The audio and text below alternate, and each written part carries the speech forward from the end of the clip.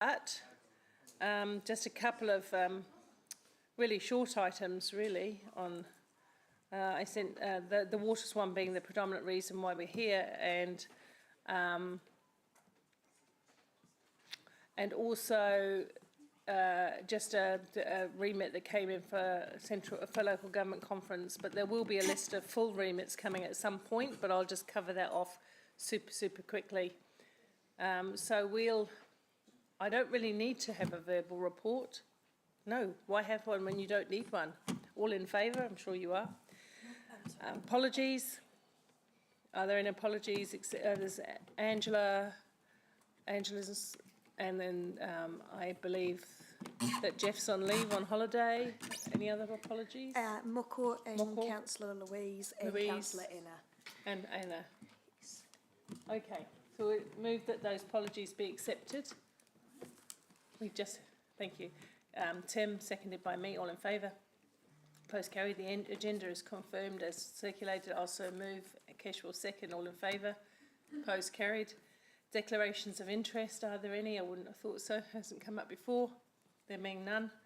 As I say, I'm not going to do a verbal report because nothing has really moved since we last had our workshop at my end. So we're interested in hearing from staff. So we'll go straight to that. Thank you. Sorry, you had the remits in your report. I did it. Oh, is the remits in my report? Is that where they sit? Yes. Okay, apologies everyone, because I've been in Wellington, which was a very great old day. So you would have had circulated the report with Dunedin's remit regarding the rates rebate. I have asked staff about this, and there is no impediment to us supporting it. In fact, it speaks to some of the intent that we vocalised during the long-term plans, which was the threshold too low at its current level, and so they're looking to increase it.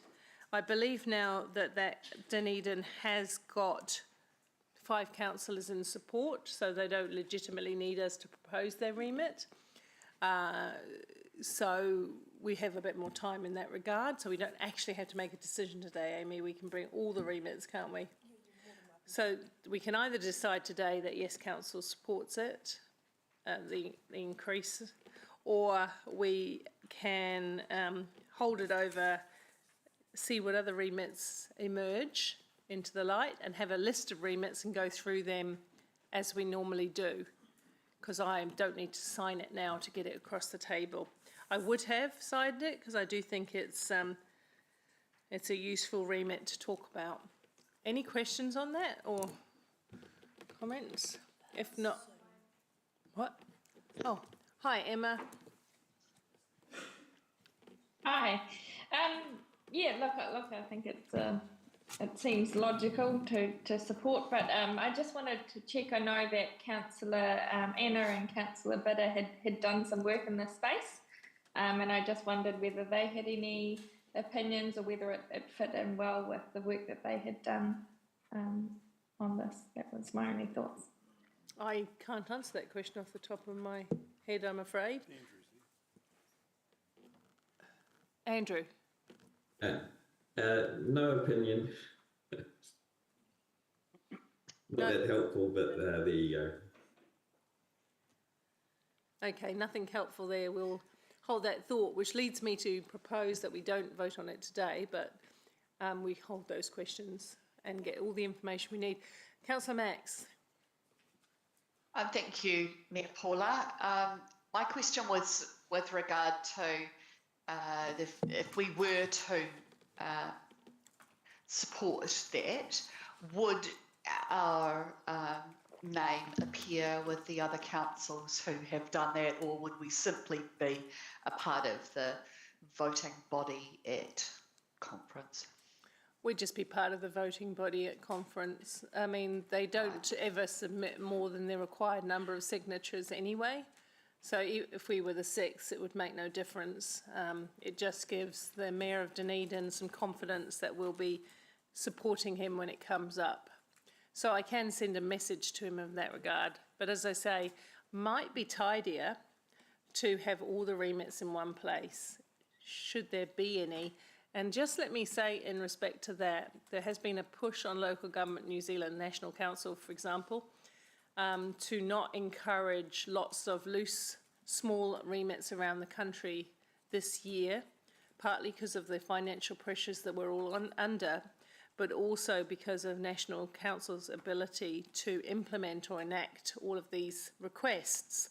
So if we're sitting here thinking we'd like to propose a remit and I haven't got any, I'd caution against it. There's a lot that are still on the table, including the 4-year term, and they've got staff working very actively on the 4-year term. A lot of additional work to National Council at this time probably wouldn't be helpful. And so at the conference, we proposed to, after each remit, for someone from Local Government New Zealand to indicate what resource might be required for that remit to go ahead, so that we get more thoughtful about the remits that we do propose in terms of whether And Paula, I do have a second question. Sure, go. But I totally agree with the commentary that you've just made. Should this remit be successful,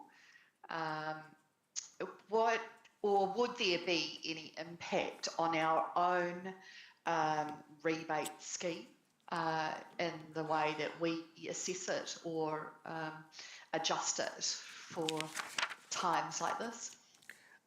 We asked staff and they said no, that it's immaterial to us, and it echoes the sentiments that our staff have had around providing a reasonable level of rebate. But I can get the specifics on, I don't have them on this sheet, the specifics here today about that, but I asked the same question, Max. And perhaps then, could it be a part of the rates review that we will be undertaking next year prior to the annual plan or the revised long-term plan? Yes, yeah. You wouldn't hope to be inconsistent, would you? Yeah. All right, thank you. I'm not going to move that we do support that at this time. I'm just going to leave it be. Amy, with the instruction, noting, receive my verbal report for what it was worth, and note that we will bring a full report on remits to the approval of council before the conference, which will be the next council meeting, I think. Because the conference is August, but we're away in July, so it'll be 1st of August. It'll be that meeting. Okay, all in favour? I'm happy to second, Mayor Paula. Thank you, Maxine. Seconded. All in favour, raise your hand. Opposed? Carried? Done. Thank you. Now to the substantive item of the agenda, which is the submission to the Finance and Expenditure Select Committee on the Three Water Services preliminary arrangements. And deadline is Thursday. We don't get much of a lead in these days from government. They're swift moving. Yep. Madam Chair, if I speak to the report briefly, I hope it's relatively straightforward. It has been prepared in a fairly short period of time following the introduction of the bill. The key issues, I think, that stand in front of us are, in particular, the definition of stormwater, which we believe is problematic in the way that it sits in the bill, and in particular the way in which that definition would inform subsequent economic regulation. The things that we were not expecting in the bill and aren't there about the powers and authorities of the CCO, and that's part of the next piece in the legislative puzzle. So we take the opportunity to encourage the government to provide clarity on that as quickly as possible to aid our decision making. There's a number of suggested amendments that relate to the cost effectiveness of regulation, which we think is timely given that the new obligations will impose costs on the council, and it's important that there's a discipline in the subsequent rules and requirements from the Commerce Commission to ensure that those are cost effective in their own right. and I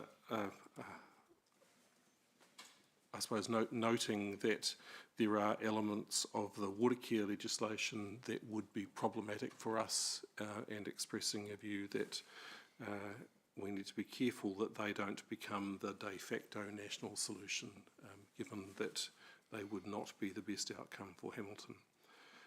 You note that in the draft submission we have included the success statements that we worked through with the Waters Working Group and in a briefing to Council.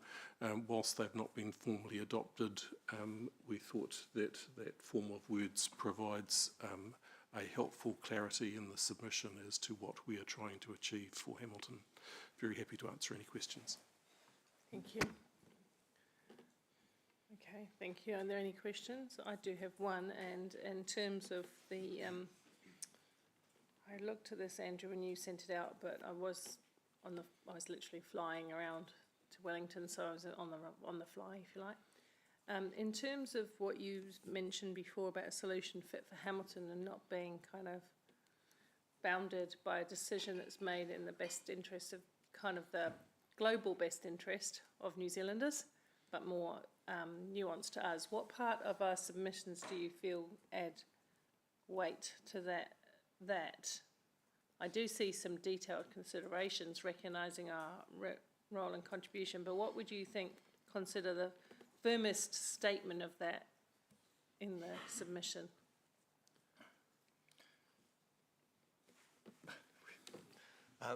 So in the submission, page 100 of 109 in Diligent, I trust, essentially paragraphs 3 through 8, titled Improving the Wellbeing of Hamiltonians is the section that sets out what Hamilton needs. I guess, is there any way we could tighten up our language? That's fine as the overarching, it's great, it's what we've been saying all along. Is there any way to strengthen in the documents further on the sentiment that we will not be best served, like a cookie cutter approach to this solution will not necessarily assist Hamilton or in fact high growth areas of the country? There's certainly time to add that in. Yeah. Yep. Okay, that's one thought that I had. In terms of the financing, Peter, what are we actually asking from them in detail? You've got detailed considerations like provides the best financial and non-financial sustainable outcomes. Where does the detail sit behind that, if I may ask? So the detail, so the comment about the best financial outcomes in paragraph 37 and 38 of the draft submission is the statement of what we are trying to achieve. In terms of what we're looking for in the specific matters, there are a number of references there to the cost effectiveness of what comes next. Things like the proposed change to section 14 in relation to the role of the Secretary in proposing rules and the cost effectiveness of rules and the decision making process that sits around those. Okay, so apart from saying, yeah, I see that one, and that's on page 106, colleagues. You say Hamilton City Council would expect to be consulted on such matters. Is that as strong as we get in terms of what we require?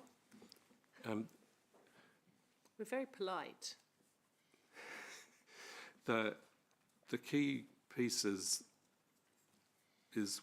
what is not in the bill and will be part of the third bill. So the key decisions that will determine whether or not a new water services CCO is the best outcome for Hamilton are the subject of further decisions and the next piece of legislation. So my sense is there's not a lot we can do in this submission other than say that it's really important that they make those decisions as quickly as possible so that we can work through the best outcomes. So the requested change on 107, the way in which the cost of the Crown facilitator will be allocated, can you explain to me what that means? And that section 21.2 and 24.2, So what does that mean in plain language for? the bill provides for the appointment of, or the potential appointment of a Crown facilitator or a Crown water specialist to work across more than one territorial authority. So if in a scenario where a group of councils have got together and set out to prepare a joint water services delivery plan and are unable to reach agreement and have failed to deliver a plan that works, the Minister can intervene either to appoint a facilitator or to appoint a Crown manager. The costs of that fall on the councils. The bill is silent as to how those costs would be allocated. And my experience of sending bills to multiple councils is, unless it's clear who is paying for what at the beginning, you just get an argument at the end, and therefore it would be wise to include in the appointment process the detail of how those costs will be allocated between multiple councils. So is it possible to strengthen, looking at also section 35 and section 37, where we support economic regulation, is it possible to be more blunt about our expectation around central government contribution to the actual costs? Not that they should just be effective and cost effective, not a new burden on ratepayers, etc., subject to the benefits, but that we would expect them to come to the table with financial equivalent money or financial equivalents to that effect, whether that's the taxation one that you talk of, or because we had the Better Off funding, which of course is gone, and the transitional money, some of that went to. So where's the bit where we kind of, in the nicest possible way, say, show us your contribution, show us the money? Does that make sense? Show us Yes, the money? so there's some words. I'm just trying to find them around expecting a national contribution to the solution of a national problem. Okay. I do remember seeing something to that effect, but I'm just wondering, is there any way to strengthen that expectation? And certainly they could be, yeah. So it's paragraph 17 deals with that. What If page, you- please? 101. Thank you. Going backwards now. If that could certainly be stronger if that's the desire of the council.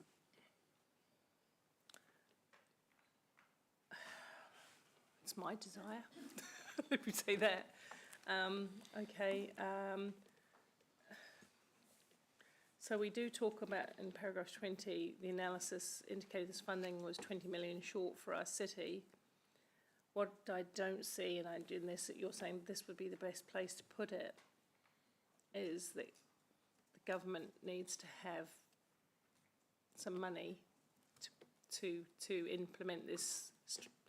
I mean, this is a significant infrastructure spend across many, many years, right? So do we not need to signal to them nice and early that we're expecting them to come to the party with a game changer, not just a few tools that we can apply to our debt or some such?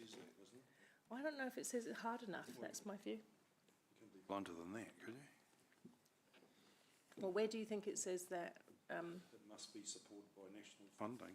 It is unfair to expect Hamilton ratepayers to fund the lion's share of any regional solution to a national issue. It's pretty clear. We could always put it in bold if you want. Yeah. I don't know. My personal opinion is I'd like to see it strengthened, but let me hear from anybody else. Anybody else got any questions on this one? Sarah. Thank you, Mayor Paula. I was going to say, actually, we could put things in bold. It's not a bad idea. Good thinking from my neighbour. Could we, often with our submissions, we do kind of have like just some bullet points, or this is the absolute essence of the submission, without not wanting to put too much in that to then make it seem repetitive, but could we put like the top 3 absolute key messages or something, you know, just in there at the front. So if anyone who never actually read our submission is sitting there asking questions in the select committee, they have a starting point. My other question is around we've raised the issue of not actually knowing, not knowing what a CCO framework will look like, and therefore not being able to, needing to know that information as soon as possible. To what extent can we use this submission to raise some of those bottom lines for us as like that we want to make you aware now, noting this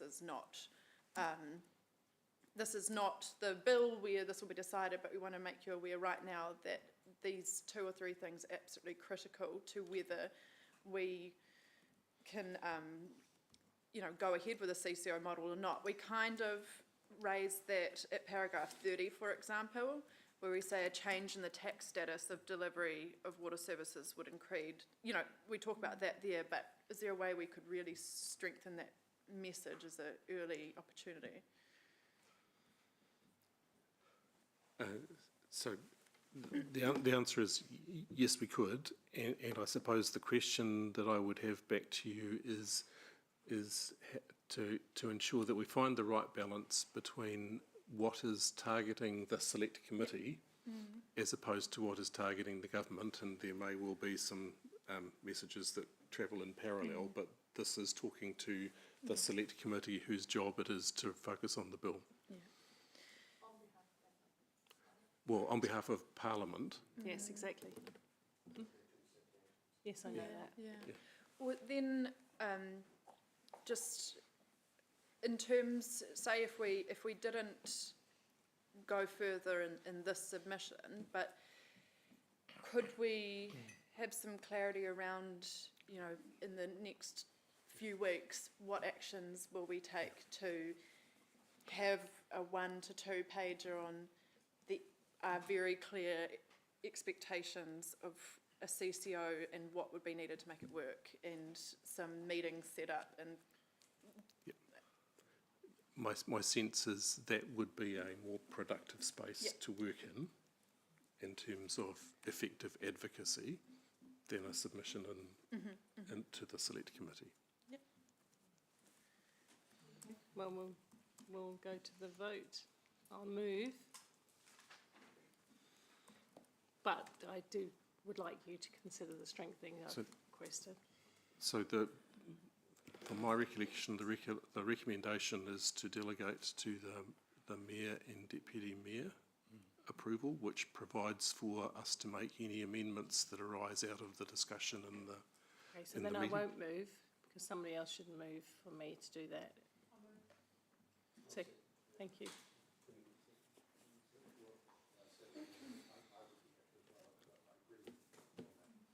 So Sarah's moved and you and seconded at this point. Because I know this is a big priority for you in terms of getting waters sorted. I'm just keen to understand, is it through the waters group or is it through the exec update? That we receive those key messages and that we kind of understand what our advocacy plan is? We can certainly circulate the final submission with those changes through executive update. Sorry, in terms of the next. Yeah, that's one of the step. work streams, Sarah. So we've got a whole bunch of work streams that need to come back to the working group and also to council. And one of them I think we discussed before is how do we advocate for the next tranche of legislation that's in December, to the points that Paula and Mayor Paula and Peter have been talking about. So, and to be honest, that's probably advocating not only with ministers and MPs, but also with officials of DIA who are involved in this, which is definitely part of our plan. Yep, thank you.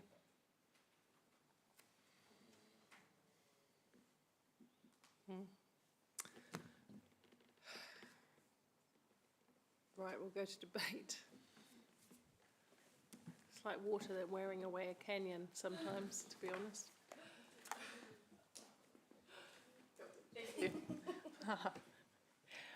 Firstly, thank you very much to Peter and Andrew and other staff who have worked on putting this submission together over what I think was a pretty short turnaround time, which seems to be a theme with submissions nowadays. Thank you very much for going into the detail of this and highlighting some of the key issues. Stormwater is raises a massive question. It could, if our parks and things are then classified as stormwater assets, is that a good outcome? Probably. Well, I don't know. Probably not. So, we just don't want unanticipated outcomes with this. And I know it's been a complex issue, the definition of stormwater, for a while, but it absolutely has to be resolved for this to work properly. And also, raising those issues around the cost of transition is important too. We're constantly receiving unfunded mandates, and when Parliament is passing legislation, it needs to actually understand and consider the cost of legislative changes to local government. Our rates are going to increase 54% in 3 years, and I think that that's significant, and we cannot take on even further costs that are unbudgeted for, and so it's critical that government considers that. Finally, I just wanted to say, dealing with we need to work as quickly as possible, and I've said this before, around advocacy on what a CCO model looks like, because the idea that potentially a CCO will have to pay income tax is just crazy. It will potentially make it completely unworkable. We already pay GST on our rates, and then to pay income tax on water charges and vested assets is going to make this unworkable. So key issues like that have to be resolved as early as possible. Thank you. Thank you. Anyone else in the debate? Otherwise, I will if I can. Thank you for your work, Council, and under such tight time frames. On the one hand, they have become very tight. On the other hand, it feels like, as I say, we're a drop of water trying to wear away a canyon. This work has been going on for a decade or more, actually, since I was on an advisory group that Parliament set up a long time ago. And I have presented to select committees before many times, and what I do know from that is what is in law has huge weight to parties, all parties that are named in that law. So in my view, it is a good, solid submission, but it could strengthen the expectations so that in the clauses in the law itself, outcomes are expressed as far as not just cost distribution or cost effectiveness, but cost contribution, and that's a different thing. And that's the bit I'm driving at here, is that we need a contribution from government. Otherwise, we are going to find this transition to a new waters. Sorry, I could see you weren't listening. Was I that bad? But in terms of, so do you see the difference I'm making in my debate is there's a difference between distribution of costs, cost effectiveness, and the contribution of costs and who contributes. And we've borne a huge burden over a long period of time around the cost of water, and the transition costs concern me.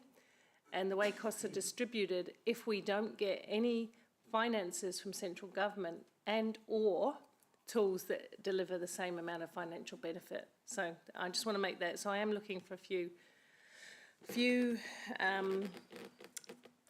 amendments, small amendments, just to tighten up, if I may, please, staff. But otherwise, thank you very much, because I know sometimes you have to drop everything that you're already doing to respond to this. So thank you.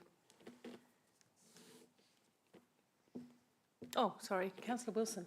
Yeah, very quickly. I support the recommendation, and ultimately the recommendation enables, in this case, yourself, Your Worship, and the Deputy Mayor to work with staff and draft a final submission that meets your expectation. And so I have faith that you will execute that, as it has been a subject matter that you've focused on for a number of years. And so I have no doubt you will work with staff to get included in the submission the points you have highlighted, and ultimately it's then up to the government to pass the legislation that hopefully reflects your input. Thank you, Councillor Wilson. Any further debate? No, we'll go to the vote. We'll do it on the board though, please, if we could. Thank you. Oh, although we've got 4. No, we do it by show of hands because we've got 4 online, sorry. All in favour? Anna? Could you raise your hand, please? Thank you. The motion is carried unanimously. Thank you, everyone. Thanks, staff. That brings us to the end of our meeting, doesn't it? Yes. Back to you, Kesh.